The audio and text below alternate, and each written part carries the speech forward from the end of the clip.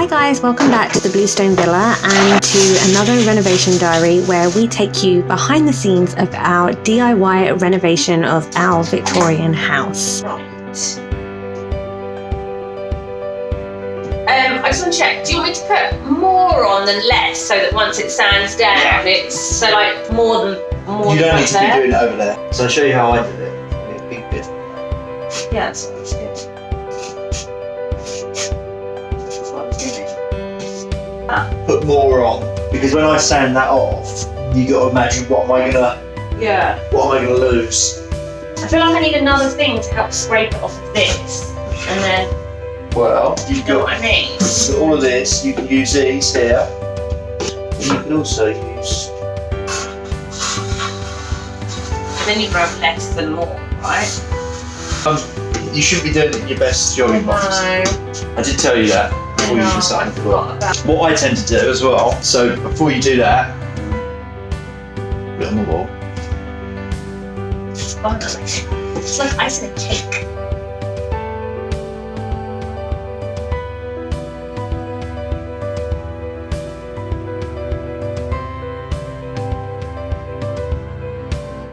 Hey, so yesterday I was doing some filling for James, so sorry, just stepping over stuff. I was working on this section over here. So this is where we pulled the radiator out, and James has used some plaster for there, but he just needed to fill in one last bit, which was kind of a bit of a deeper fill, and we just run out of plaster. So we've just got some kind of deep fill poly filler. Sorry, just trying to move my mask around. So I did that yesterday, and I've also just filled in some other cracks. So we just had something here as well. And then also just over in that direction over there, we took some more skirting board off, and it just created a bit of a crack in some of the paintwork or what have you. So I've just taken a Stanley knife through those cracks and then filled them also. And so now I'm just going to sand them back so that hopefully we'll then be able to put on the skirting board. So I'm using this trusty little sander. We actually bought this originally to do the sanding on our stairs. I actually just Googled like what's the best electric sander, and this came up in a couple of different articles of kind of the top 10 sanders to use. It was really inexpensive. I think I only paid like £35 maybe for it from Amazon. It's Bosch, and it says it's PEX 220A, if that is helpful. I will try and link it below if I can find it. But yeah, I'm pretty sure I only paid about £35 for this. I didn't pay any more than 50. That's how much I know. And we've got so much use out of this. I'm using Grit 80 on this. So James said that should sand this pretty quickly. For this particular kind of thing, you definitely don't want to press too heavy. You want to keep it pretty light, because obviously we want a nice finish, but then on the same level we also don't want to end up kind of with bigger chunks coming off, and we also want it pretty even because we want to put the skirting board against it. We also have these new fancy masks, which James said are expensive, so we're going to try and reuse them as best we can. So that we can reuse them, James has put my initials on it so that we know what's mine, but he's also drawn a little funny face. We like to have fun when we're renovating.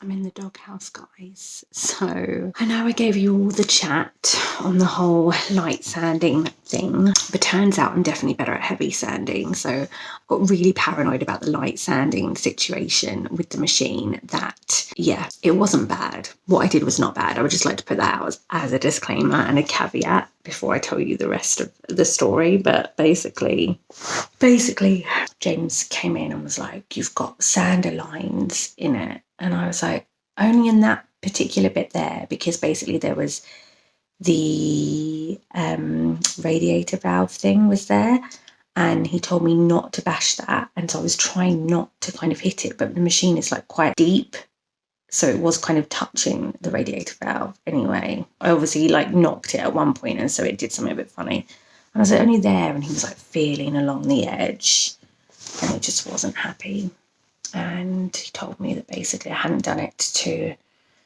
his specifications, and he refilled it. So yeah, he refilled it, and he said he was really annoyed because he wanted to fix the skirting board to the wall this evening. So he fiddled around some more with the skirting board, and then when he went to fit it, the polyfiller still had not dried for him to sand it, so he's had to give up. So yeah, this is like day 2 of me helping on this room, because I've not been as involved with this as I usually would be. I've been voted off the island.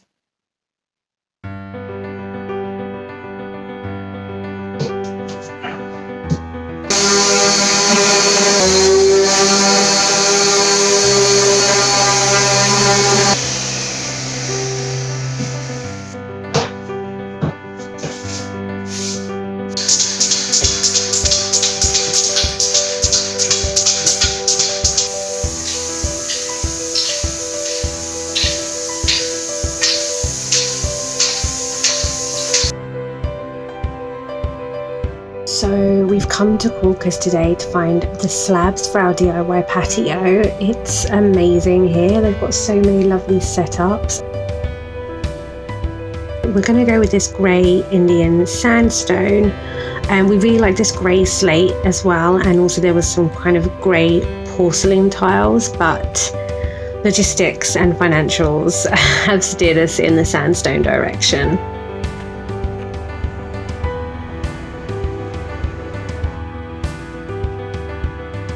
Hi guys, I'm back in the room with the mask. It's been quite, oh God, I've got paint everywhere. It's been quite a while since I have filmed anything in here. I'm not sure when the last time it was. It might be like a week or so. So I am going to flip you around and show you what we've been doing. So James has fixed all of the skirting board back on, so all of the original stuff has gone back on, and this is the new piece that we had made up by the joiners.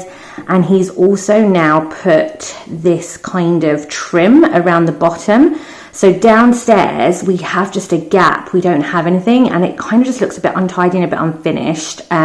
It did have a trim up here originally, but it was just so old and a bit kind of naff, so we've just put new stuff on, and we're thinking we're probably going to do something a bit similar downstairs as well. And so now really not most of the work is me now, but I couldn't really get as involved earlier on. It was kind of a bit of a one-man job, a lot of the stuff, and James is definitely the man for those jobs. So he's been getting on with those bits and pieces, and now he's kind of finished up, so he is passing the baton to me to kind of do the more finishing elements of the room. He'll obviously still be involved in some things, because there's still some things I won't be able to do or I'll need his help with.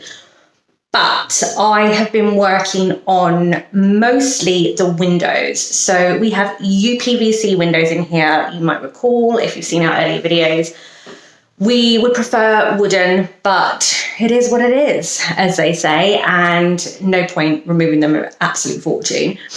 They're absolutely fine. The only thing is they're a mix of magnolia and white, which is a bit strange and just makes them look a bit dirty.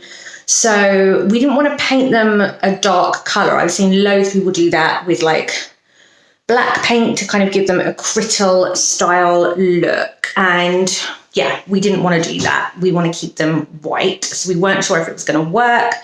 But I picked up this chalk white furniture paint that you can kind of use on lots of different surfaces, and I've been using it on that. So annoyingly, actually, you can't really tell in this light so much. But this is like the magnolia.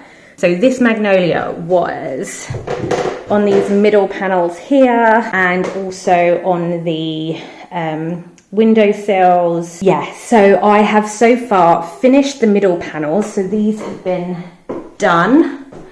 And we've sanded those back and painted them. And I've just done my first coat on the windowsills. It's already looking so much cleaner, so much brighter, so much smarter. I know I said this last time, but I really feel like we're going to start to see some big changes. I already feel like actually they're quite big changes, to be fair. Sad situation was when we were putting skirting board on over where the original fireplace would have been. As you know, we can't open that up because the only place to put a bed at the moment is basically against that wall.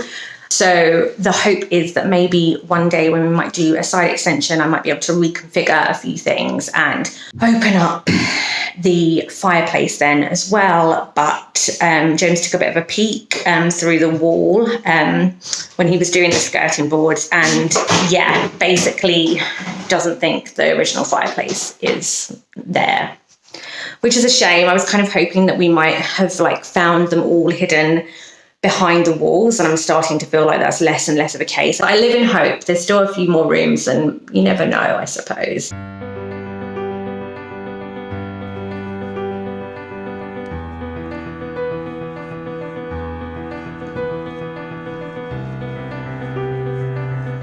So, James primed the skirting boards the other day. I've been ill this week, classic. God, it doesn't look like I do anything to get out of doing stuff. Sorry, James is just hoovering upstairs as well. So anyway, and now we have put the first coat of white eggshell paint on the skirting boards. Just haven't done this one here because we've still got some filling bits that we need to just sand off, and then we can do that. Now I'm going to use this stuff here, this stain block paint. So it's quite typical with some Victorian houses. If you have like it's not a balcony, but it's kind of like on the bay, above the bay window, they can sometimes apparently leak. We've actually found it fine, but there are some older stains. So I'm just gonna try this out. Oh yeah, so we have 3 coats on the skirting board and done an epic job, even if I do say so myself. Best thing about painting everything white is that you don't have to keep within the lines. And also we're going to be having carpet down here, so I could also be a little bit reckless with the floor as well. But yeah, it's looking really good. I'm so chuffed. So yeah, I've done this today. I've done 2 coats today of the whole room. Then I'm going to paint the walls again.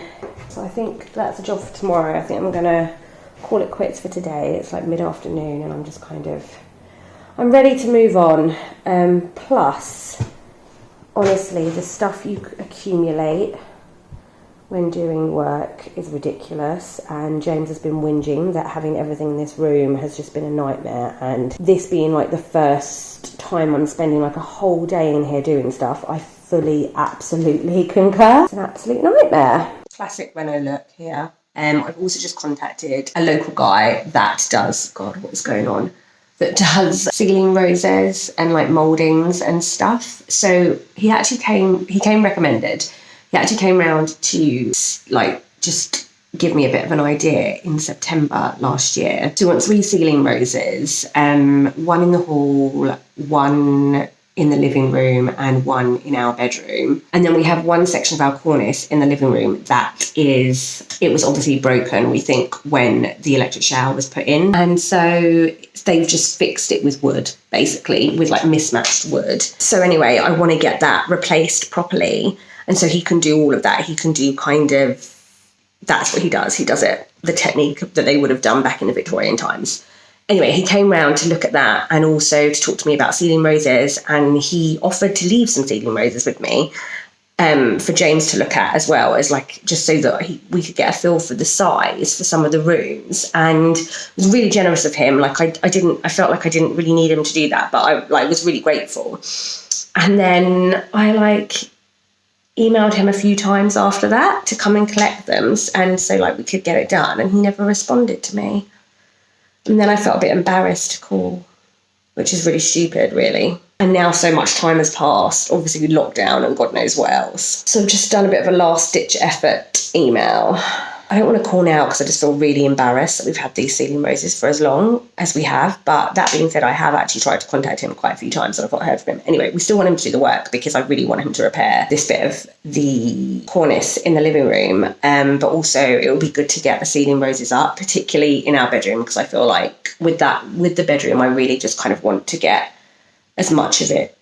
I just kind of want it to be done, and for everything to be done. I feel like all of the rooms downstairs are like, it's all little bits and pieces to do or buy and stuff. And I just kind of, with the bedroom, I just kind of want it to be done. So I'm hoping I might hear from him so that he can come and collect these ceiling roses, because we've actually run out of room. They've moved all around our house. They were in our living room, then they were in our dining room, then they were in our hallway, and they went up to the master bedroom, then they went somewhere else, then they've gone back to the bedroom. So it's really important that we get rid of these things, seriously. I'm back in this outfit again. I felt really good this morning. I felt really bright and cheery and then I just descended into some really bad mood. And I just feel really dissatisfied with everything in this house, which is so stupid and really ungrateful. But I just feel like downstairs there's just quite a few things that are irking me, because it looks a lot better than it did when we first moved in, but no room is really finished. There's still like loads of things to do or buy for them. And so now we're kind of coming up to a year on from when we've done some of those rooms. It just feels pretty like unfinished. I'm just having a bit of a low, weird day, and like there's just so much I want to do and buy. And of course, like, reality is can't financially afford to do all of it right away. So it is what it is.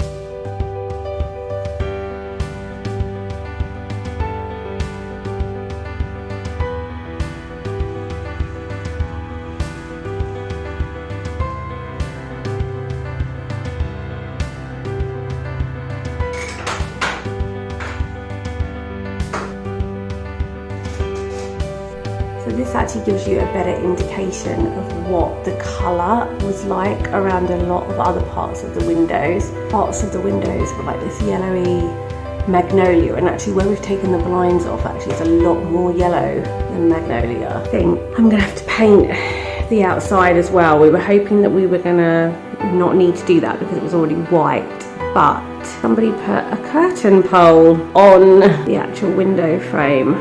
So there's like loads of holes that we need to fill and stuff, and obviously it's UPVC, so it's just not going to look right. It's a bit annoying.